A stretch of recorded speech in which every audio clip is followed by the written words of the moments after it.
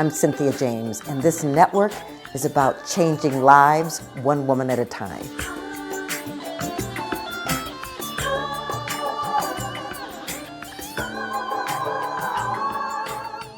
Hello and welcome to Women Awakening.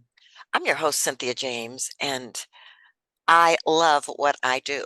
I get to introduce you to fabulous women, women that inspire me, women that are doing extraordinary things in the world, women that are way showers, that show us that we all live in a field of possibility and potentiality, and we can step into the fullness of who we are should we choose to do that. And so I do these every week. I interview a new woman. So please come back and subscribe. We're on Spotify, iTunes, iHeart, Spreaker, Amazon. We're on video, YouTube. You can also go to cynthiajames.net. You can sign up for my monthly newsletter, join my community, or get gifts. And you can also go to YouTube and see my TEDx talk called Past Does Not Define Us. So my guest today is someone new to me, and I'm very excited to introduce you to her.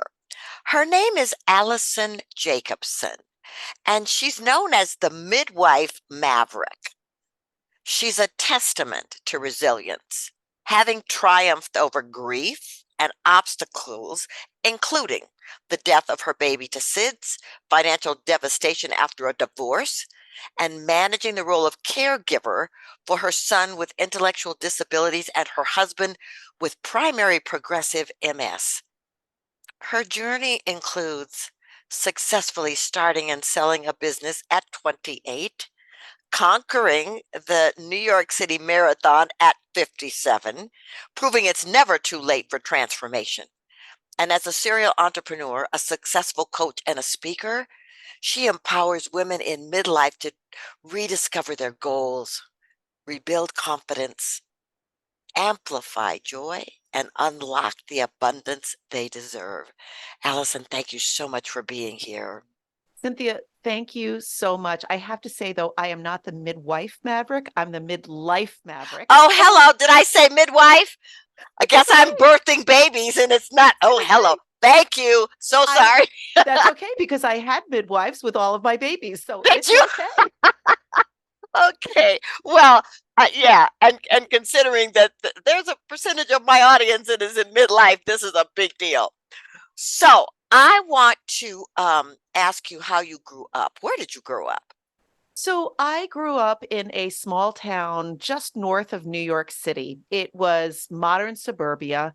I am an only child. I was a very blue collar family in the midst of pretty high affluence. And I didn't know any better. My family just was so happy together that wealth or the lack of wealth never entered into my mind. It was just joy. Well, that's awesome. And so, why did you leave that place? How did you leave that place?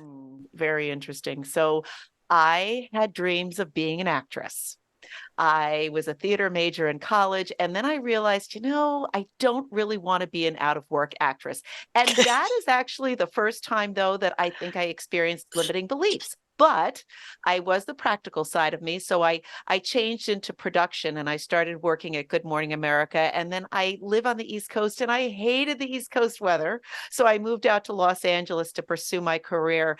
And I always say that I was born on the wrong coast. I am really an LA person at heart because I just love the spirituality. I love the environment. I love the warmth. And that's where I started my public relations firm, working for entertainment industries, commercial directors, producers. And at 24, I started a company called Creative Exposure. I had 4 women working for me. I was bi-coastal. And 4 years later, I sold it to one of the world's largest PR firms. And at that point, I knew that I wanted to be around my family when I had kids. So I moved back east and started working with that company. Wow. Well, okay. Before we go any further, did you know how to start a business? No, heck no, not at all. Remember, I told you I was a theater major. Right. Not at all. But and Cynthia, this is actually what I talk about a lot with my clients. I think sometimes knowledge is dangerous because we have these ideas in our head that limit us because we've been told this. When we don't know any better, we just go for it. And sometimes we learn along the way. And it's that naivete that allows us to pursue our passions. And that's exactly what I did. Well, yes, but there must have been some kind of innate faith in yourself that you could not only create it, but invite other people in to be your clients to the point that you could sell it. And when you got ready to think about selling it, what did you do? I did not think about selling it. And this is how I so believe in law of attraction and manifestation, and the right opportunities come up. So I was working, I was very happy, I was building this business, and I interviewed a woman to come work for me. And she wasn't right for me, but she went on to work for the other PR firm that bought me. And she knew they were in an acquisition phase, and she mentioned me. And Cynthia, I'll never forget it. I was just about to get married, and I had come home to New York and had lunch with a friend and talked about where our businesses would go because he was an entrepreneur too. And I said, someday I'd love to get bought out. And he's like, Allie, that's great, but that never happens to people like us. And then 3 weeks later, it happened to me. Yeah. Well, I'm so glad you didn't listen to him and and that you were open and available. Okay, so I want to talk about these obstacles that you've overcome. Because I'm sitting in front of you and I see the light in your face and I see the energy of joy that's transmitting from you.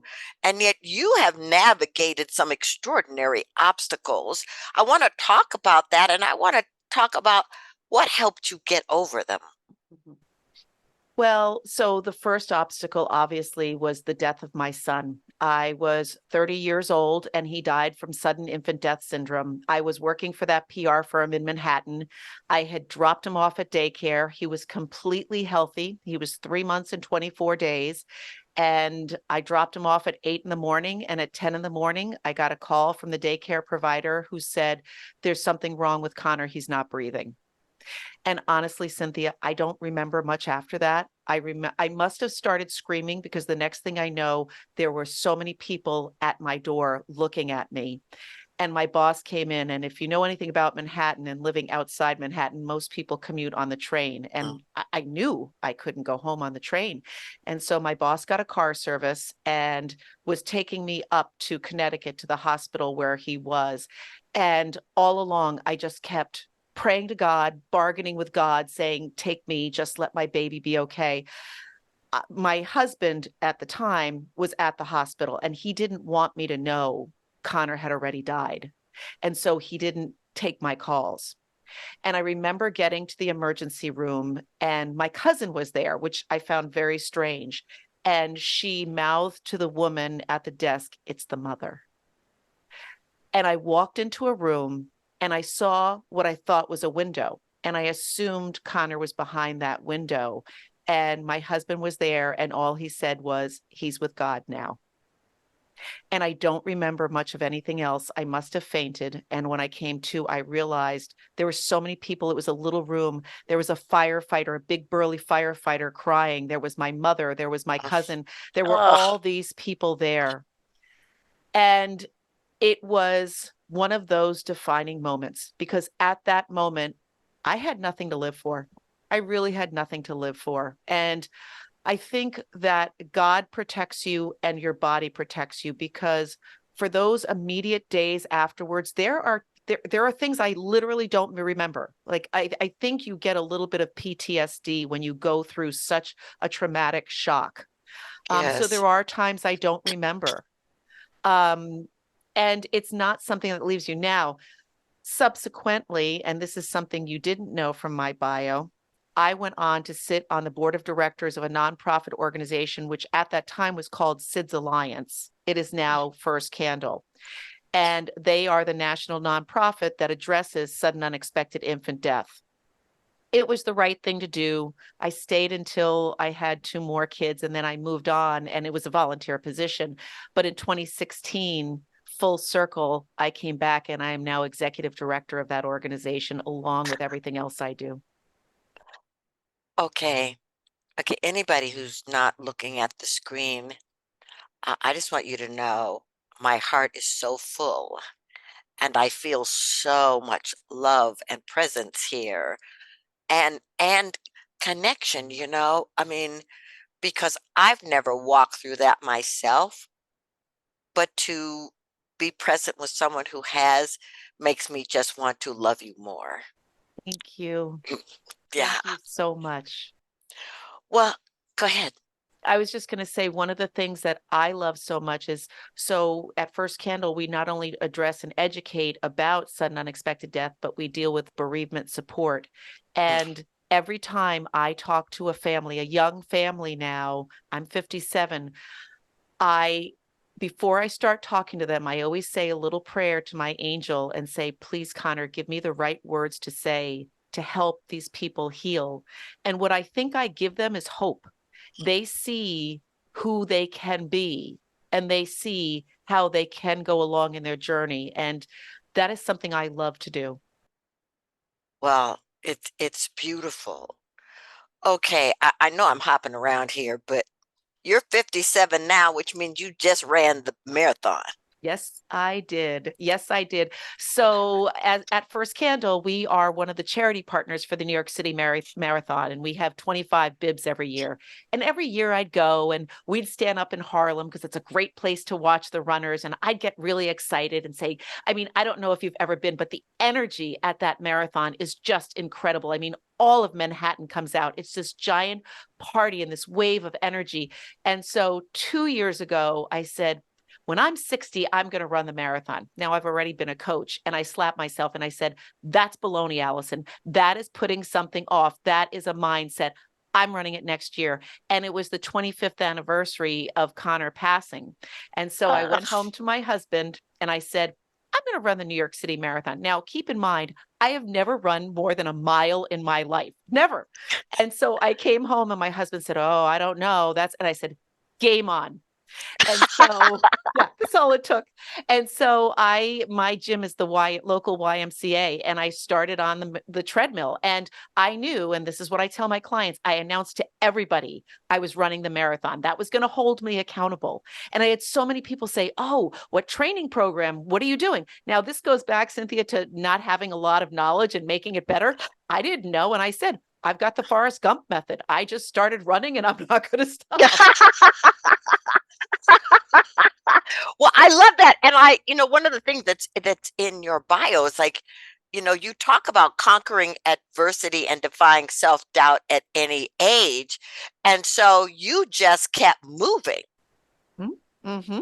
And that's what I do a lot of speaking engagements. And what I talk about is the life and entrepreneurial lessons I learned from running the New York City Marathon. And one of the examples I'll give is, especially for women, having imposter syndrome. I mean, here I was, and I was training in my hometown, and I would see, we were training through the fall and the spring, and I'd see all these people running by and their, gear and everything. And here I come, and I'm like, oh, those are real serious runners. Those are runners.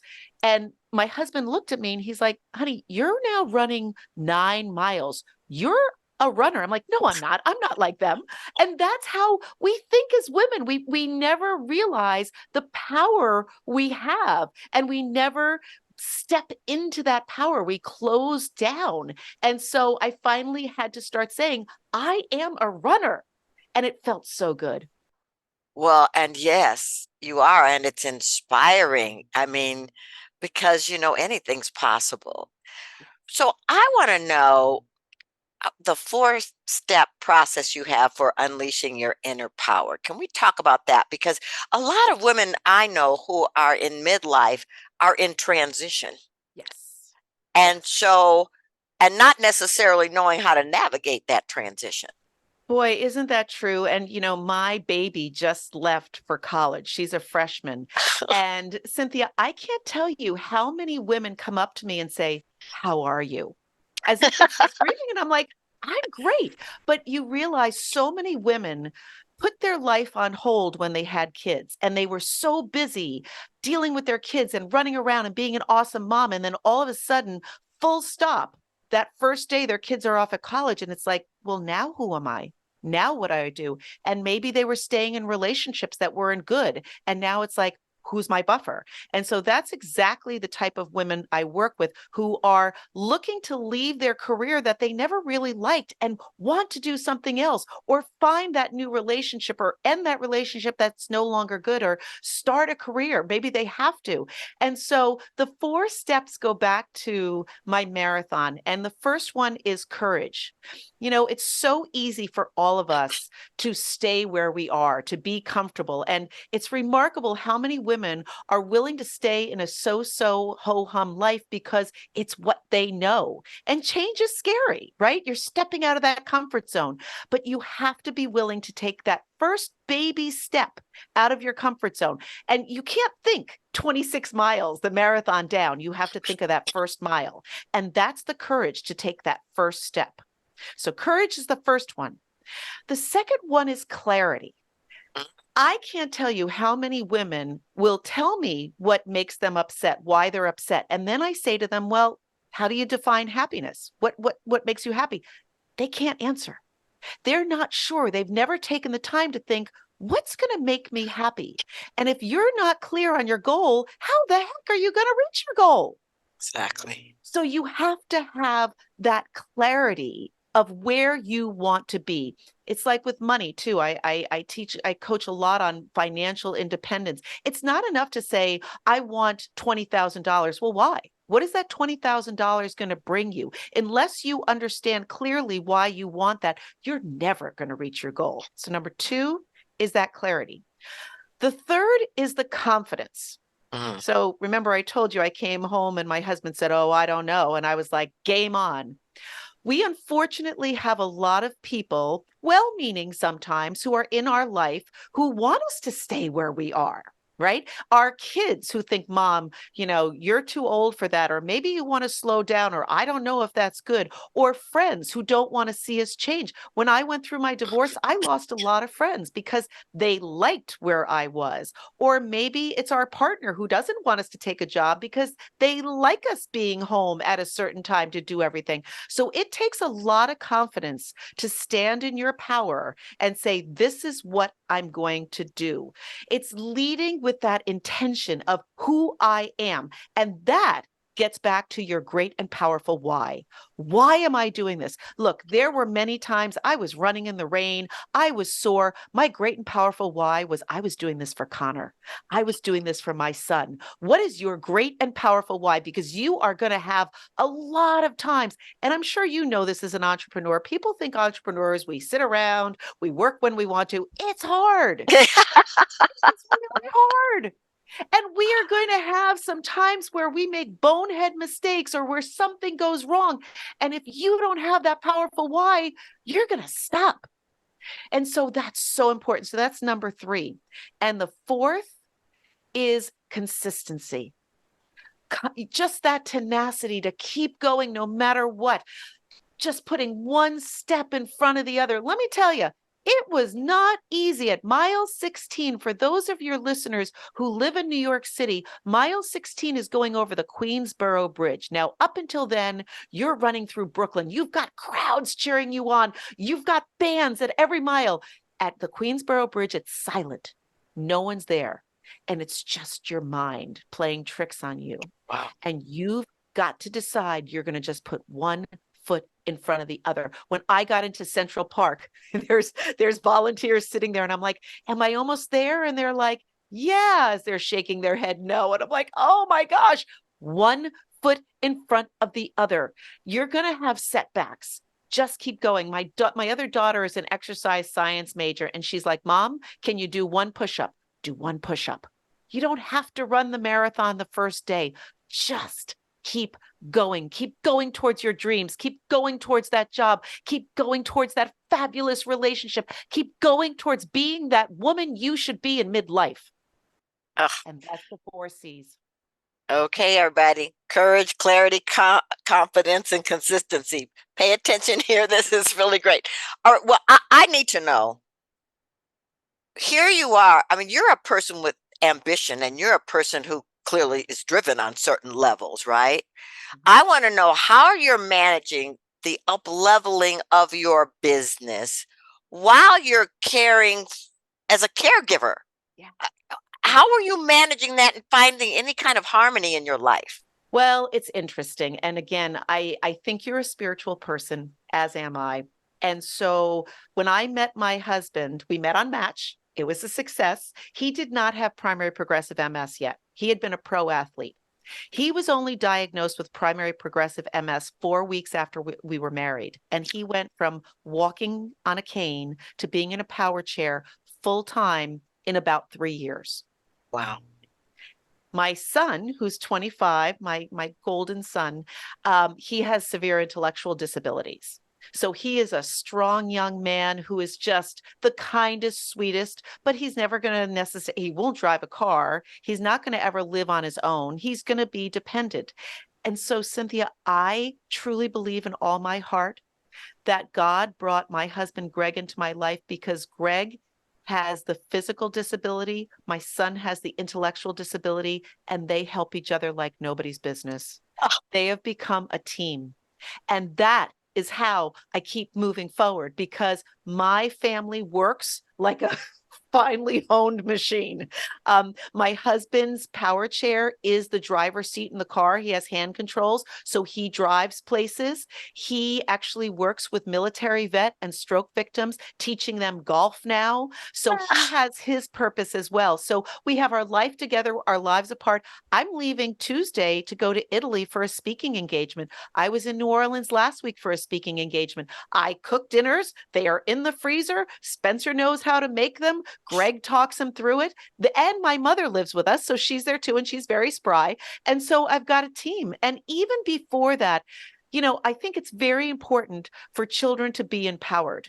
And my son, it was never going to be a mathematician or go to college, but I needed him to know the life skills. I needed him to know how to pump gas. I needed him to know how to go shopping. And because my husband couldn't do it, Spencer knows how to mow the lawn. Spencer helps me snowblow. He knows all of those things. My girls from a young age, my little girls from first grade made their own lunches. I didn't do anything. And so we all came together and they felt great because they were empowered. They were helping. And so that's how I do it with the support and love of my family. I love that. I mean, talk about team building. I mean, you know, in a container of love. I mean, I just think that that's extraordinary. Well, I guess I want to ask you, um, what is it in you that propels you? What's your powerful why? Mm. My powerful why. So, you know, when you look at sudden unexpected infant death, I have two powerful whys now. Unfortunately, the rates of disparity among babies who die is very high, and that is due to structural racism. 3 times more Black babies die than white babies. And there is structural racism, there's social determinants of health, there's cultural barriers. And as you probably know, the rate of maternal mortality in this country is horrible. Girls now have more chance of dying giving birth than our mothers did. That's unacceptable. And so one of my powerful whys is lifting up the voices of women around the country to tell their true stories and to find equality for all women through birth justice and reproductive justice. My other powerful why is for women in midlife who have been marginalized, who have not been allowed to take up space, to grow into being the authentic goddesses they're meant to be. They have been shrunk down due to society, due to limiting beliefs that have been with them since they were young, due to just all sorts of patriarchy. And my powerful why for both is making women stronger, helping them to embrace who they are and become amazing women. And I can tell you this, I wake up every day loving what I do. Sure, are there times when I do things in my job that I don't love? Yes, but that's why I also have people working with me. They are fabulous at doing bookkeeping and finance and things like that that I don't love, so that I can get out and speak to women and connect with women and do what I love. And that's what keeps me going. Well, that's beautiful. And ladies, I hope you're listening. In fact, I hope you're taking notes because it's yes, you know, being in love with something that ignites your soul and feels like you are on purpose is fuel. It's fuel for the soul. How do people find you? So I have a special link just for your listeners. It's Alison-Jacobson.com/awakening. There's a free gift on there, 5 steps to release fear and live boldly, which you can get. I also have on there 7 steps to unshakable self-confidence, which is a mini course self-study. And I have a link to my book, which is on Amazon, Daily Inspirations for Midlife Women, a guide to peace, joy, confidence, and abundance. And you can find me on Instagram at Alison Jacobson. Well, that is beautiful. Well, thank you so much. I ask the same last question of every guest. This show is called Women Awakening. What do you think is the most important thing about women awakening on the planet in this moment? We all need to awaken. We need to vote.